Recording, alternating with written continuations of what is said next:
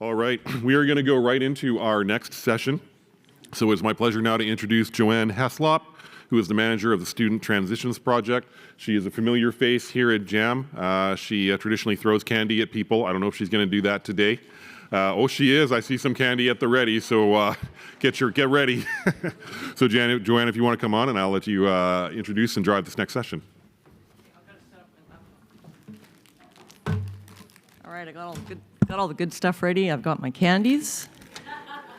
I can't see you guys because the lights are so bright and I got the wrong glasses on, but we'll see how this goes. I do encourage you to ask questions throughout this presentation, but there are two rules. One, you have to use the mic, and two, you have to get my attention. So if you have a question, anytime in the presentation, go to the mic, wave your towel, and I'll try and stop, and I'll let you ask your question. And if you do ask a question, you will get a candy. And if you're lucky, I'll hit the target and you will receive your candy.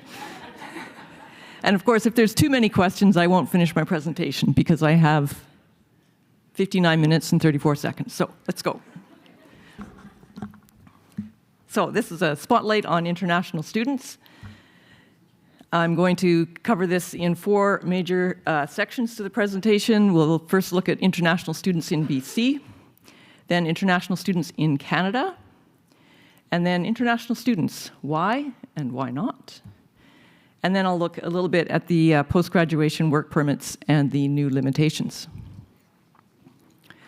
So let's count some students to begin with, make it simple here. So how many international students are studying in the BC public post-secondary system? 92,749. That's 21.5% of total enrollment. And so how many international students are studying in the BC public and private system? I think Randall Martin gave us a number of about 230,000. It's probably more current than the information I have, but according to what I saw on the government website, that's 217,000, which is 39.3% of total enrollment. And the reason why that proportion is higher is because the international students in the private system is higher. So how many international students graduate from BC high schools each year? 2,706. So that's only 6% of grade 12 graduates. Hit a peak of almost 4,000 students in 2018-19, and that was 9% of total grade 12 graduates, so now it's sitting at about 6%. Now, do these international grade 12 graduates enroll in BC public post-secondary institutions? Compared to domestic students, you can see the rates there, around 54 down to 52%. The international grade 12 graduates identified by their non-resident status, their transition rates into BC public post-secondary education are a bit lower at 30% currently. So now let's give it a bit more of a focus on the international students in the BC public system. There won't be much discussion about the K-12 graduates and transition rates, but let's just look at the international students in the post-secondary system in BC. In terms of 10-year enrollment trends, we've seen a decline of 13% in domestic enrollments, simultaneously 138% increase in international enrollments. This takes us up to 22-23. I'm sorry if I don't have more current data. I will be collecting STP data any day now, so it's just too soon for me to report on anything more current. So this will have to do. And there's your total post-secondary enrollment in the BC public system. It's just barely up 0.1% over where it was 10 years ago. So because of these trends, we're seeing a decline in the proportion of domestic students with an increase in the proportion of international students. In terms of new student trends for international and domestic students, we see a decline of 16% of new domestic students in the post-secondary system, and 157% increase in new international students. And there you can see the trend line for the total new students. Bit of a rise, a dip during COVID, and then some recovery. So again, we see a decline in the proportion of new domestic students because the new international students are becoming a growing share of the total. So where do international students study in the BC public post-secondary system? Well, we have four different institution types. There's 26% of international students are in the BC colleges, 16% in the institutes, Roughly the same number as we have in the colleges and roughly the same proportion are in the teaching intensive universities, also known as the TIUs, and that leaves the remaining third of our international students are registered in the research intensive universities. And we can also quantify the number of international students according to the region of the province where they are studying. So within BC, we have the Cariboo North region, the largest region in the province with the smallest proportion of international students. Mainland Southwest, the physically smallest region of the province with the largest proportion of international students at 72%. And that leaves 14% in the Thompson, Okanagan, Kootenay region and 10% in Vancouver Island region. And in terms of trends by institution type, we've seen a 59% increase over the last 10 years in research-intensive university enrollment of international students. Steeper increase in the TIUs, 171%. Even more so, 528% increase in the institutes for international students. And then the colleges, fairly similar to the TIUs in terms of number, and a little bit more of an increase since they started a bit lower than the TIUs 10 years ago. So 209% in the colleges. We can look at the same kind of trend lines if we break out the international students by the region of the province where they are studying. You can see 155% increase in the mainland Southwest region institutions. Most of our institutions are in the mainland Southwest region, and that's where most of our international students are studying. So it's a little bit tricky to see the trend lines within the Vancouver Island, Thompson, Okanagan, Kootenays, and Cariboo North region. So let's look at that on a different scale, and we can see, in fact, that Cariboo North has seen the greatest increase in international students, at 277% growth over 10 years. Thompson, Okanagan, Kootenays, 158% increase, and Vancouver Island pretty moderate at a 38% increase. So how many international students are studying in each of the post-secondary institutions? So we're drilling down and getting into smaller sets of data here. So now if we look at the BC colleges with 25,000 students, you can see that Langara College in 22-23 had the largest number of international students in the college system. And within the institutes, about 12,000 students at JIBC. And in the teaching intensive universities, we see that KPU and TRU have the largest number of international students enrolled.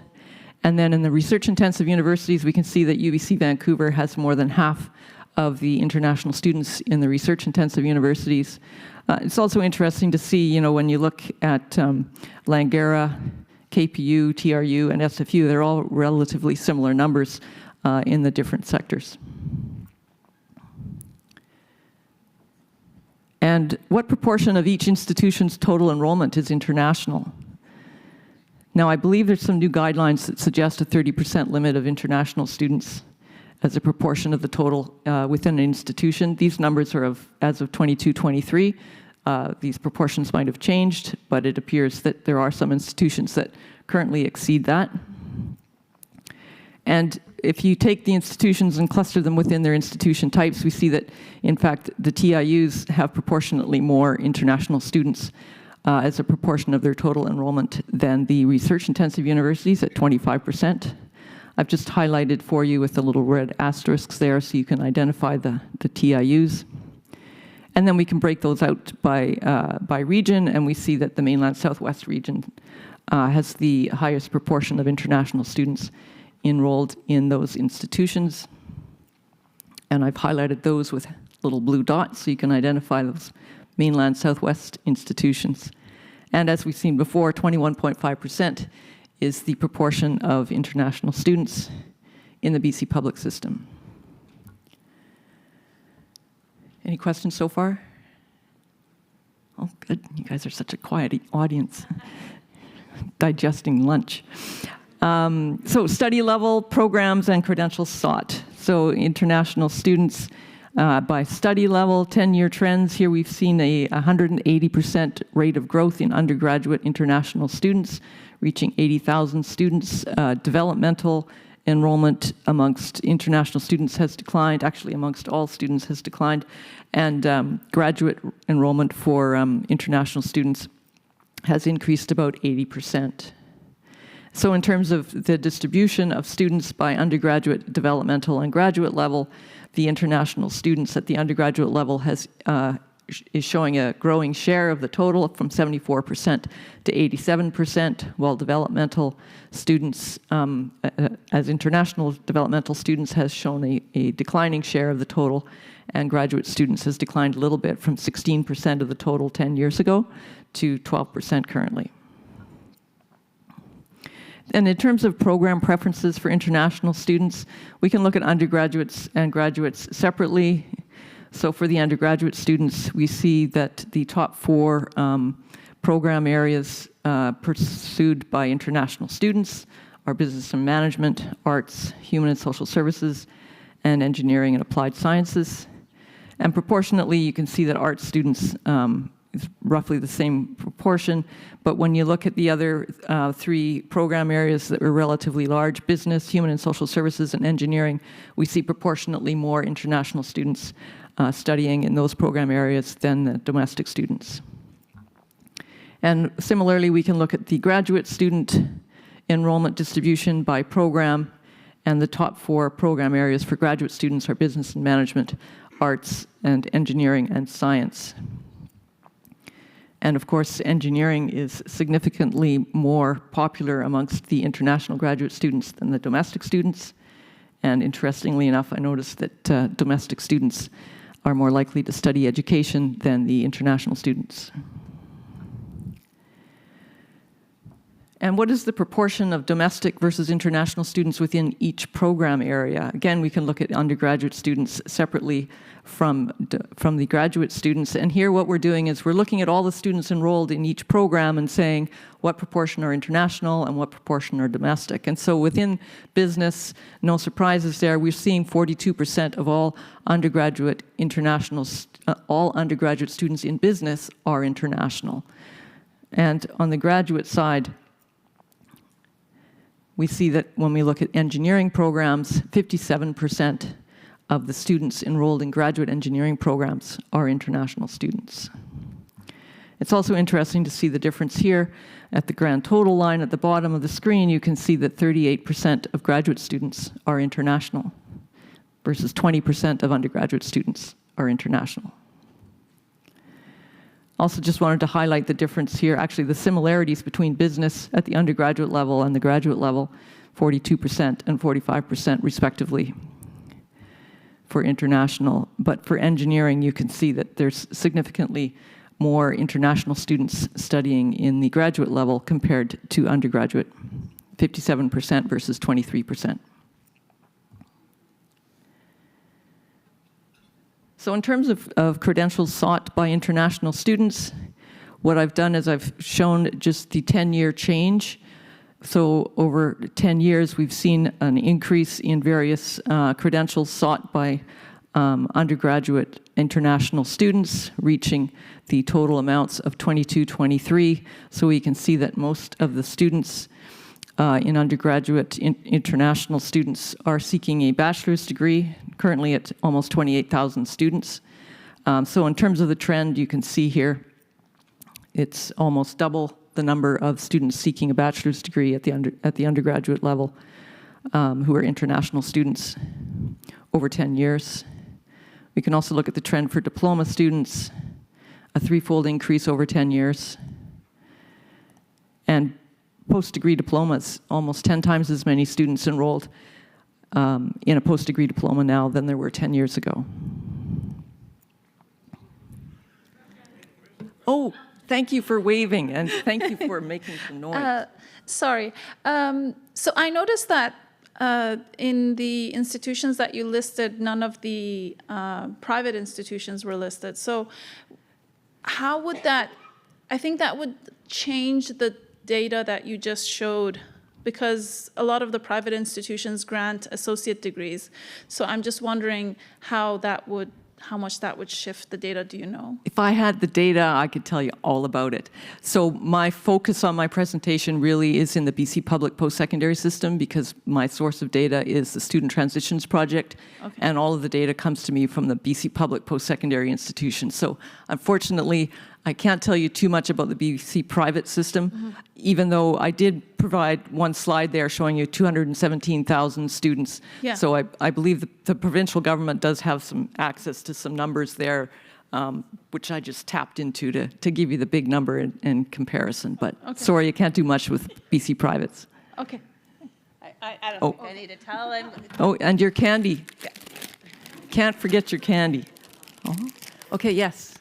So I always find it interesting that in international students, we count head count instead of FTE in enrollment. So to me, there's this assumption that a head count kind of equals an FTE. It doesn't. No, and that's what I was curious about, because at JIBC, we have about just under 300 full-time students who are at JIBC on a student visa, and yet we have 12,000, so only 300 of those, which we think of as international students, yet we have 12,000 international students. And those other students are actually all of your students who cross-enroll at JIBC to take security training, to be a security guard. Yes, I was noticing that. Yeah, so yeah, I'm just curious where we got this idea to count head count, because it's kind of an anomaly in enrollment counting. We do what we can do with the data that we receive, and I count heads because that's the best I can do with the data that I have. Everyone counts heads. And yes. So yeah, to me it's always, I can't tell you how many media requests we've got this year about, you've got 12,000 international students. It's like, hang on, we have 300 of the ones you're concerned about. But they are international students. They are, for sure. And they're physical bodies on your campus, and they're international. I can't lie and say they're not. Yeah. But yeah, that's, I find it interesting. Yeah. You're not the only one who counts head counts. Everyone counts head counts. Yeah. So yeah, thanks. Thanks for that. And come and get your candy. She asked it just for the candy. Okay, I will continue. So the 10-year change in graduate credentials, we just looked at the undergraduate. So most of the students are pursuing a master's degree at the graduate level if they're international students. And we can see the trend line here, a 5 or 6-fold increase in graduate certificates. Again, we're looking at small numbers. Graduate diplomas, really big increase there, but again, small numbers. Doctoral degree students, about a 30% increase over 10 years. And then master's degree students, we've seen a doubling of international students enrolled in a master's degree program. So now I'm going to start to look at the data by country of citizenship in the BC public post-secondary system. Again, just counting heads, sorry. So how many different countries do BC's international students come from? 185. So where in the world are these students studying? Number 1, India. No surprises here. A little bit of a trend line here for those who are interested. So this is over 20 years. You can see that it was pretty flat for the first decade, but it has really taken off more recently. Number 2 is China. So you can see it was pretty steep increases and then leveled off and started to decline. If I'm lucky, I can hit the Philippines, which is our 3rd one, and there's China still. There we are, got it. 3,000 students, again pretty flat, but then just suddenly accelerating in the more recent time period. I won't go through all of these countries, maybe I'll hit the top 5. Here's Iran. You can see the trend line for Iran.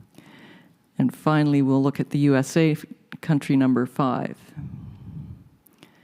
I have more information on country of citizenship for our international students, and we'll get to that shortly. But on this next slide, we want to have a little bit of fun. We're going to have a little race here. This is called a bar chart race.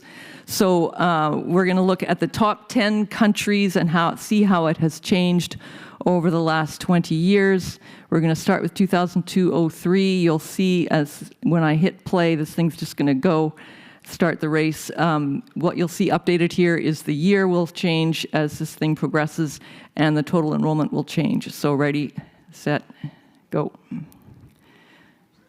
So I'll just let you watch and see what happens here. You can see the ranking of the countries is shifting over time. It's interesting, Saudi Arabia started to come up, and then it started to go down, if you remember that conflict years ago.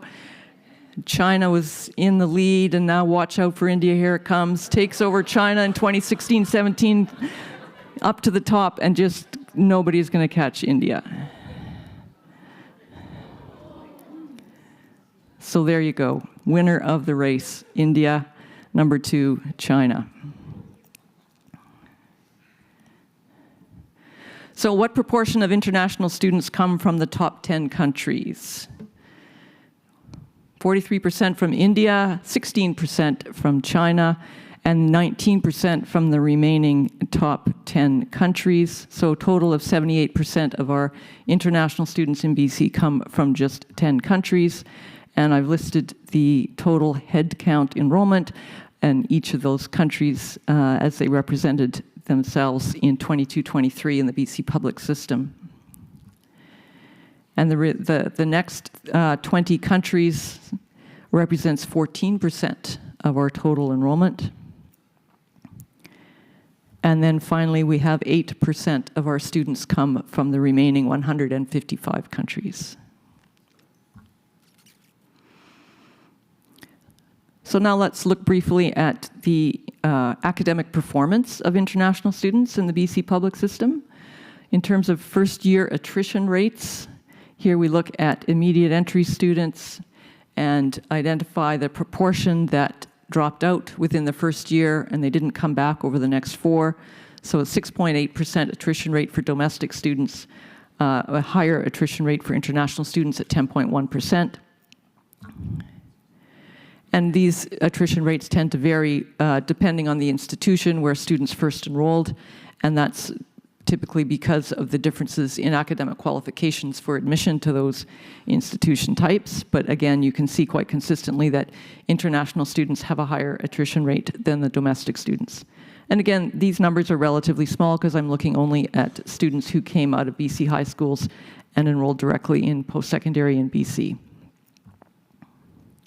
So are there any differences in the academic performance in terms of GPA? So here I've got a GPA distribution for students, international students who are seeking a bachelor's degree. First, I'm showing you the domestic students, and then overlaid, we can see the GPA distribution of international students. So you can see international students have slightly lower GPAs, and the difference in the GPA average calculated on a 100% scale, there's about a 2 percentage point difference between those two groups of students.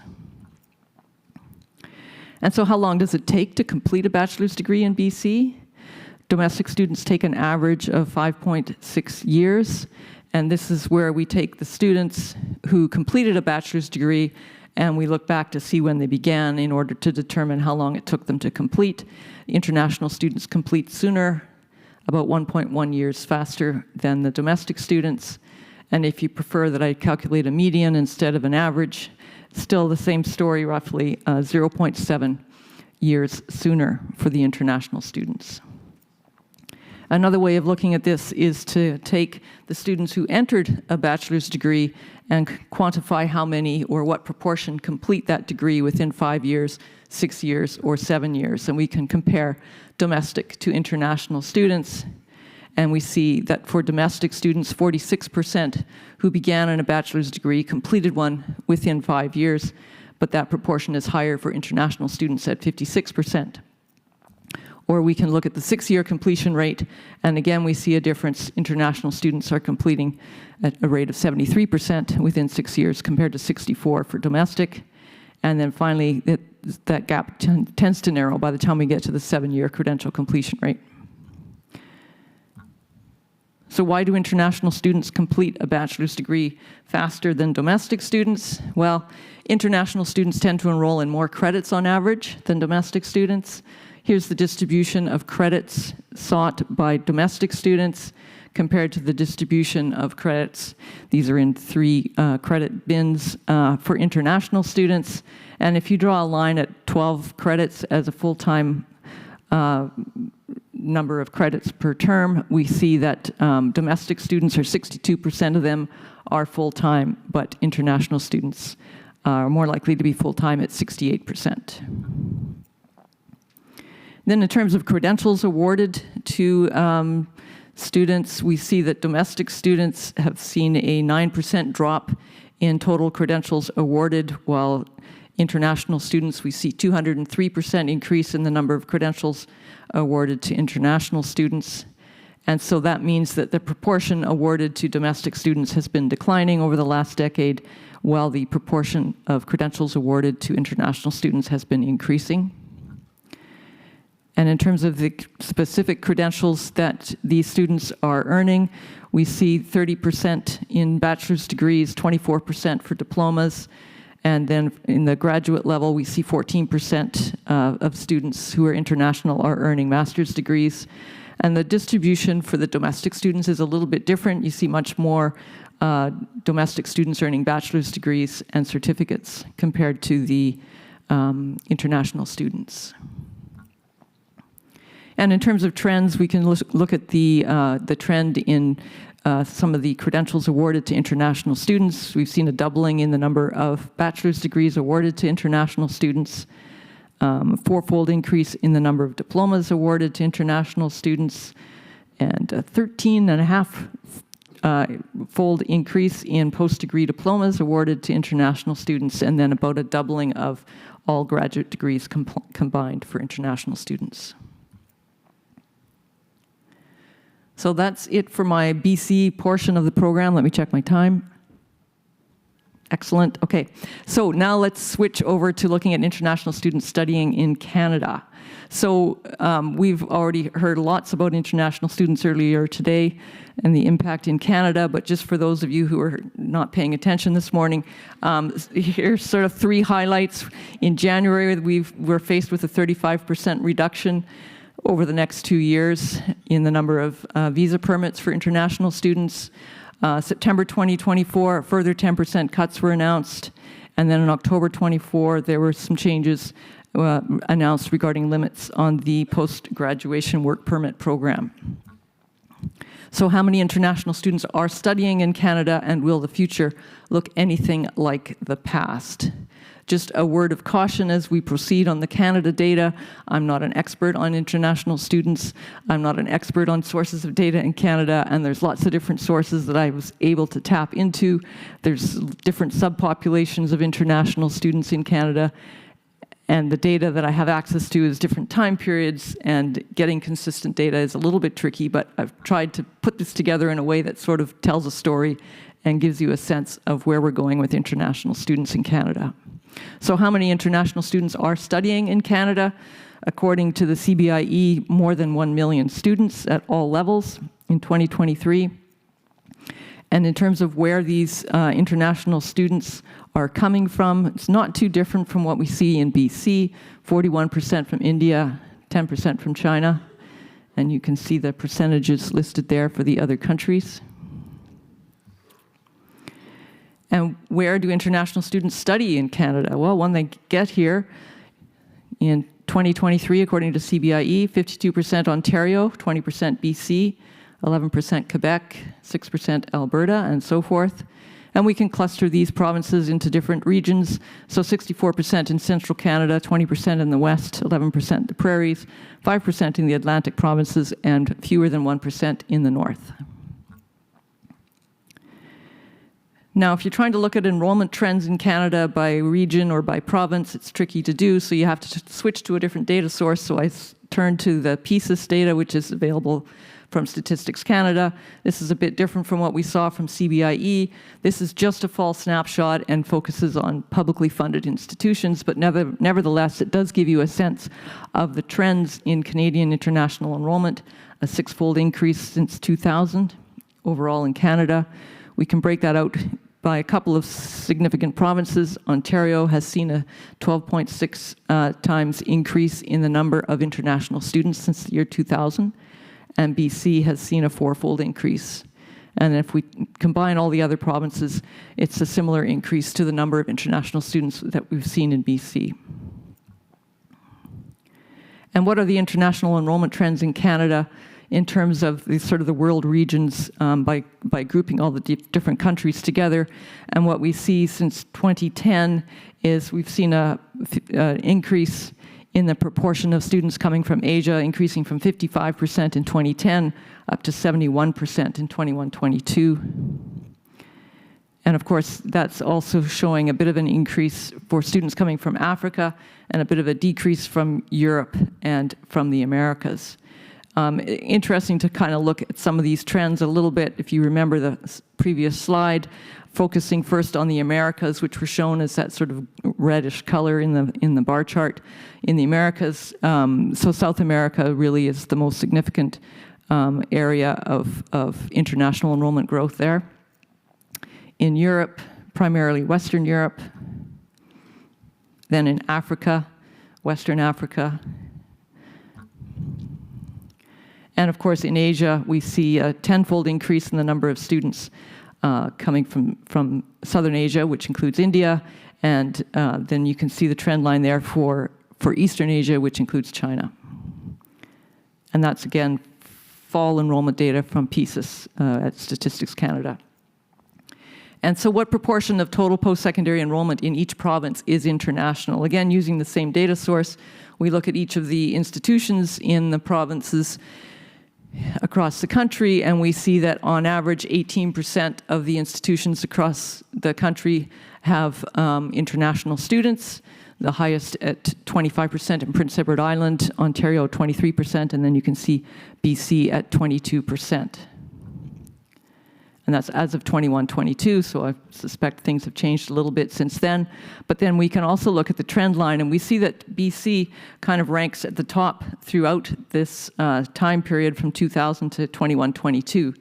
And when you look at Ontario and Quebec, they're combined, and so you're probably thinking, well, that's not a good idea because Ontario ranks 23% and Quebec is 11% international. So I've solved that problem. I've put BC and Ontario on their own little chart, and you can see that BC did consistently have the higher proportion of international students across their post-secondary institutions, and it's only just recently that Ontario seems to have taken over the lead there. So what is the trend in study permit holders? So this is the most recently available data that I was able to find. It's a bit of an indicator of international enrollment demand when you look at study permit holders.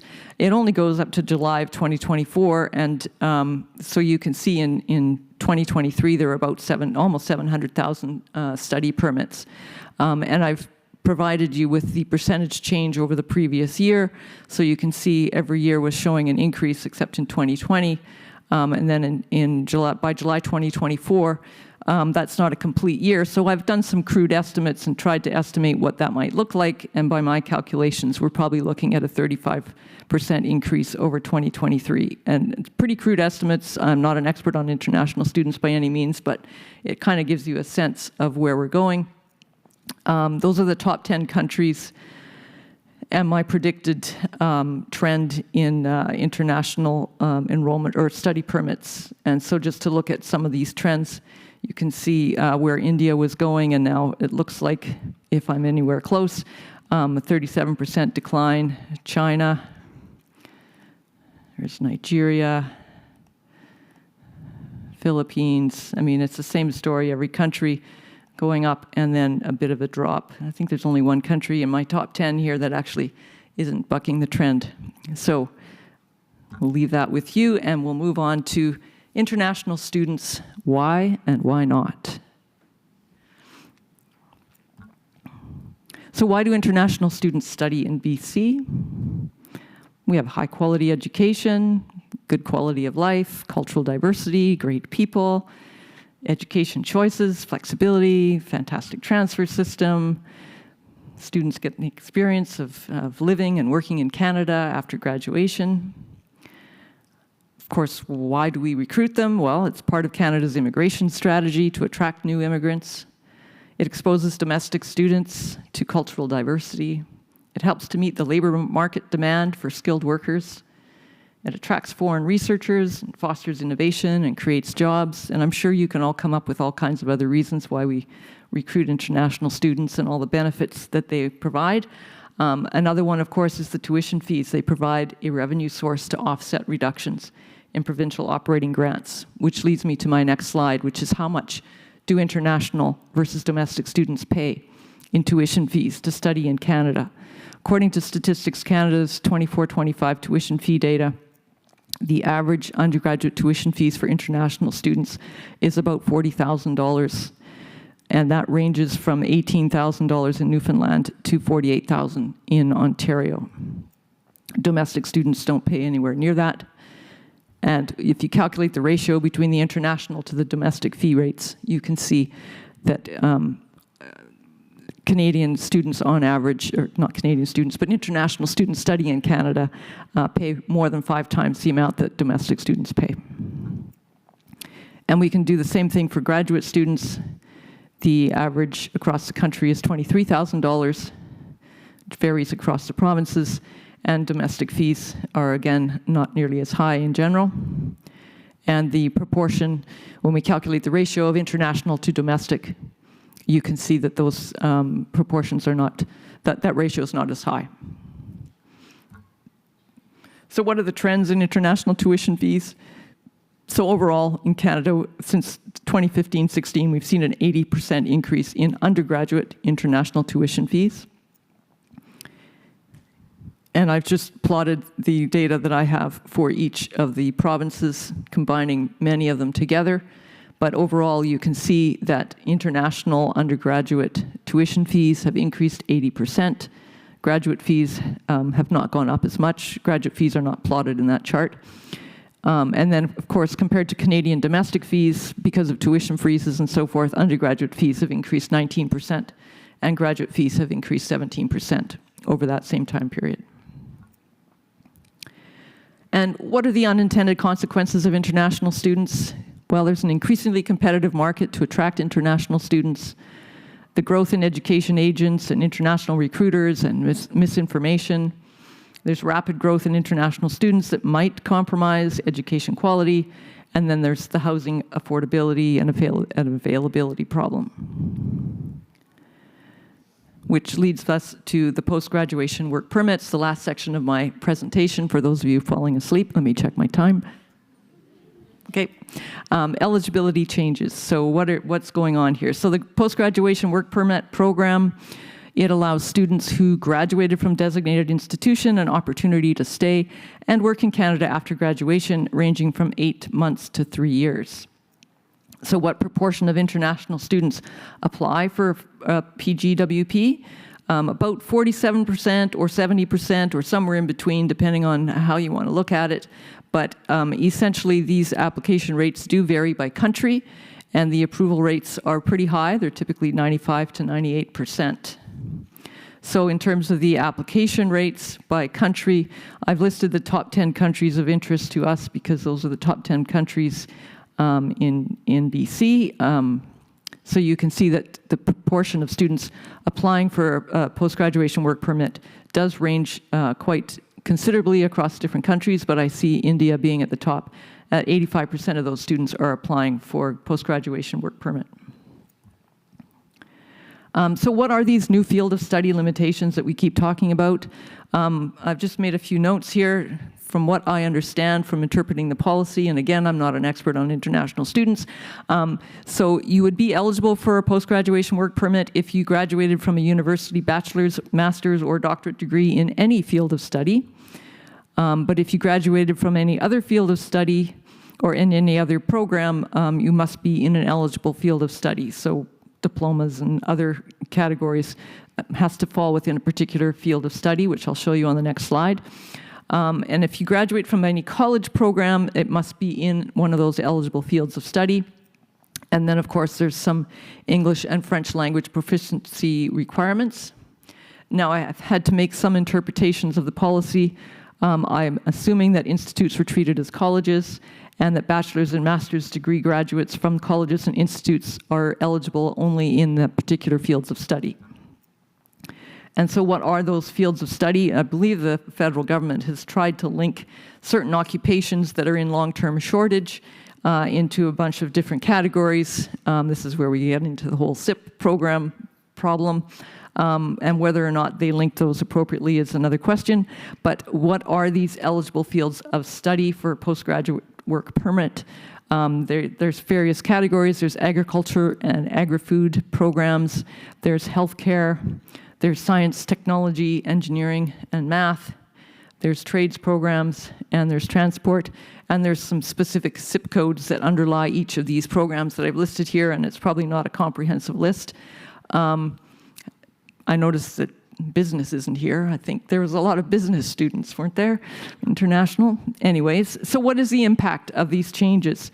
So when you start to filter out all these students that are no longer eligible, what do we learn? Well, we learn that in the universities, so that's the research universities and the teaching intensive universities, by my estimates, 24% of graduates and 29% of registrants, so depending on whether you're looking at the completers or the ones who are currently registered, that percentage tends to vary a little bit, but nevertheless, these students would not be eligible any longer for a permit, a work permit. And at colleges and institutes, it's much more significant. About 84% of graduates or 82% of registrants would not be eligible for a work permit.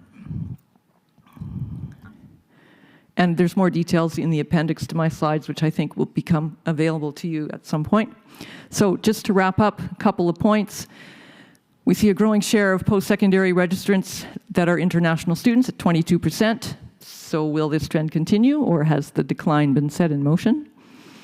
BC is the second most popular destination province for international students who choose to study in Canada at any level. 52% choosing Ontario, 20% choosing BC. So how will the visa permit reductions affect each province's share of international students?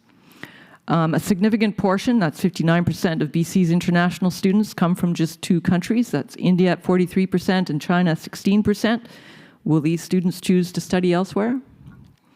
How many international students who study in Canada apply for a post-graduation work permit? 47 to 70%.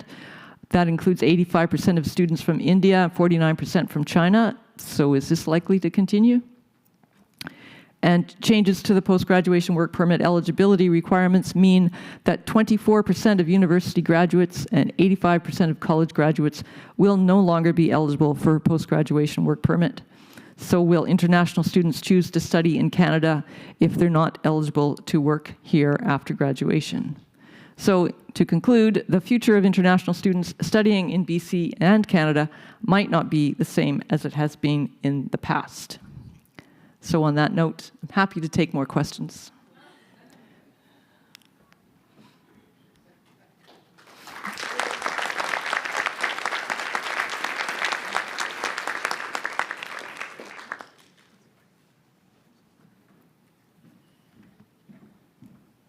Great. And just as a reminder, the microphones are around the room, and if you would like a concierge microphone brought to you, you can wave your towel, and we'll go from there. There is a question online. It was from earlier in your presentation where you put up some data with regarding developmental credentials. One of the questions is asking if you can clarify what is meant by a developmental credential.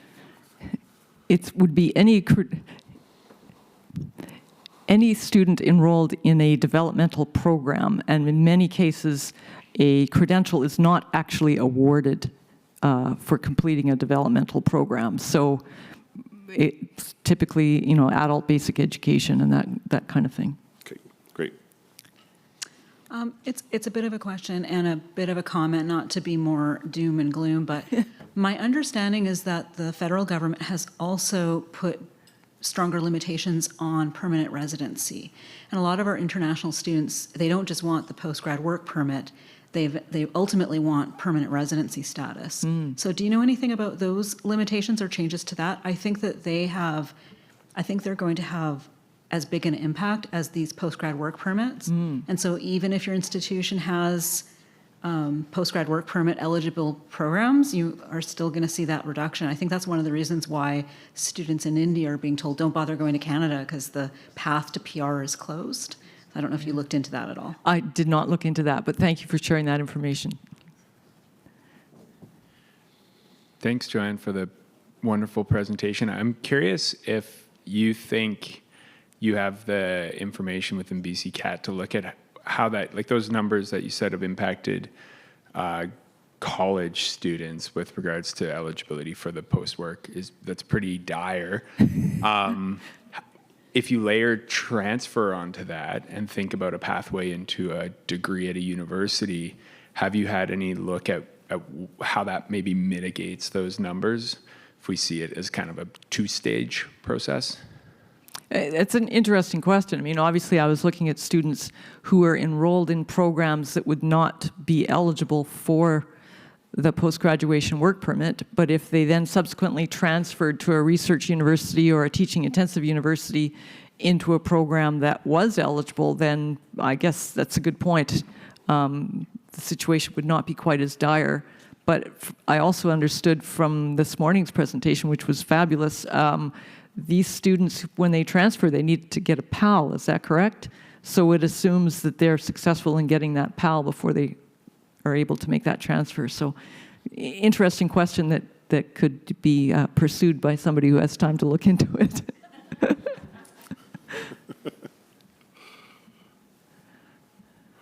Any further questions? All right. Well, thank you once again, Joanne, for this very interesting presentation. Thank you for that.